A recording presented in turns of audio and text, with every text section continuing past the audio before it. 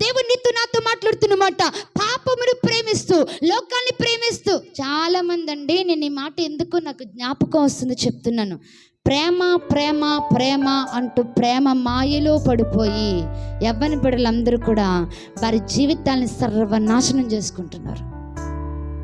యాకోబు అలాగే అయ్యాడు.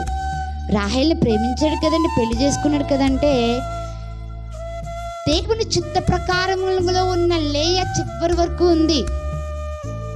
తన ఇష్ట ప్రకారం చేసుకున్న రాహేలు మధ్యలోనే, అమ్మా అర్థమవుతున్నాయి నా మాటలు, తను ఎంతో ప్రేమించాడు కానీ చివరి వరకు రాహేలు లేదు, మధ్యలోనే ఏమైపోయింది, వెళ్ళిపోయింది.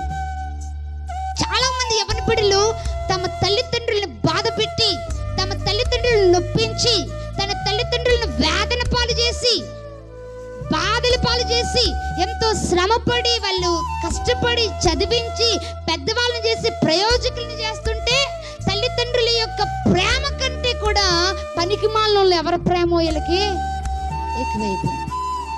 వాళ్ళ కొరకు ఇంకేం చేసే దగ్గరకన్నా వెళ్ళిపోతున్నారు. అవసరమైతే అంత కనీ పెంచిన తల్లిదండ్రులను విడిచిపెట్టేసి ఏం చేశారు తెలుసా, చిట్ట చివరికి వెళ్ళిపోతున్నారు.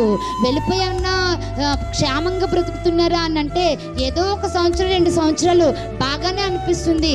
తర్వాత నుండి ఎంతో ఇబ్బందుల పాలు అయిపోయి విడిపోయేదాకా వెళ్ళిపోతున్నారు. ఎంతో ఇబ్బందుల పాలైపోయి చచ్చిపోతున్నారు కొంతమంది ఆత్మహత్యలు చేసుకుని. కానీ అది కరెక్ట్ కాదు.